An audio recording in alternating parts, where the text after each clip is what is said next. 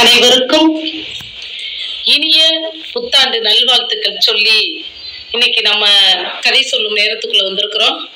எல்லாருமே ரொம்ப மகிழ்ச்சியா இருப்பீங்க, பரபரப்பா இருப்பீங்க, சமைச்சுக்கிட்டு இருப்பீங்க, சில பேர் சாப்பிட்டுக்கிட்டு இருப்பீங்க, சில பேர் படிச்சுக்கிட்டு இருப்பீங்க, பல பேர் மொபைல் பார்த்துக்கிட்டே இருப்பீங்க. சரி, ஓகே, நம்ம இன்னைக்கு ஒரு அழகான கதைக்குள்ள போகலாம். எல்லாருமே கதை கேட்கறது பிடிக்கும், டிவில கதை பார்க்கறது பிடிக்கும்.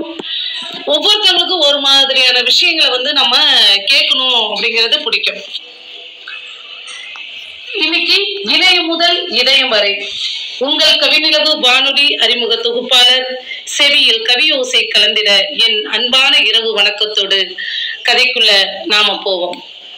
இன்னைக்கு ஒரு அழகான கதை, ஒரு குடும்ப கதை. அந்த கதையை தான் நான் இப்போ உங்களுக்கு சொல்ல போறேன், நீங்க கேளுங்க. இந்த கதையினுடைய பெயர் அப்படின்னு பாத்தீங்க அப்படின்னு சொன்னா, உயிரே உறவாக இரு, உயிரே உறவாக இரு அப்படிங்கிற ஒரு கதை.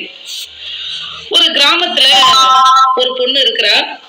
அவ பேர் குயிலி. அவ பேர் குயிலி. அவ ரொம்ப நல்ல பொண்ணு, நல்லா படிப்பா, துருன்னு இருப்பா. கிராமத்துல இருக்கிற அவங்க அப்பா என்ன வேலை பாக்குறாங்க அப்படின்னு சொன்னா, அந்த மருந்தெல்லாம் தயாரிப்பாங்களே, அதெல்லாம் பேக் பண்றது, அதாவது பாக்கெட் போடுற வேலை அவங்க அப்பாவுக்கு. அதனால அவர் எப்பொழுதும் எல்லாருக்கிட்டையும் கலகலன்னு பேசிட்டே இருப்பா, துருன்னு இருப்பா. யாரு என்ன வேலை விட்டாலும் அவ செய்வா. இப்படியே இருக்கிறா. அவளுக்கு ஒரு 10 வயது கடந்து போகுது. ஸ்கூலுக்கு போவா, பெரிய மனுஷி ஆயிட்டா. அவ அப்படி ஆன உடனே அவங்கள்ட்ட அவங்க அம்மா சொல்றாங்க, இங்க பாருடி, இத்தனை நாள் அவங்க அம்மா பேர் சரசு, அவங்க பொண்ணு பேர் குயிலி, அவங்க அப்பா பேர் சேகர். அவர் சொல்றாரு, அம்மா இத்தனை நாள் நீ எப்படி இருந்தியோ இல்லம்மா, இனிமேல்ட்டு அடக்க ஒடுக்கமா இருக்கணும், வீட்டை விட்டுலாம் வெளியில போக கூடாது, யாரு கூடயும் பேசக்கூடாதுமா அப்படின்னு சொல்லி குயிலியை அவங்க அப்பா அம்மா சொல்றாங்க. சரிப்பா அப்படின்னு சொல்லி அவ இருக்கிறா. அப்ப ஒரு நாள் அவ ஸ்கூலுக்கு போயிட்டு வீட்டுக்கு வரா. வீட்டுக்கு வந்த உடனே ரொம்ப லேட் ஆயிடுது.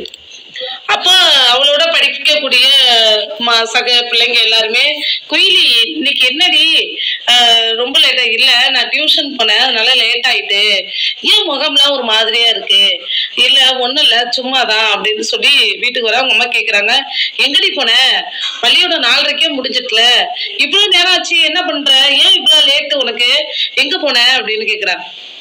அப்போ சொல்றா, இல்லம்மா, நம்ம பக்கத்து வீட்டு ஆயா பொண்ணு தாய் இருக்காங்களே, அவங்க பேத்தியோட கொஞ்ச நேரம் பேசிட்டு இருந்தம்மா.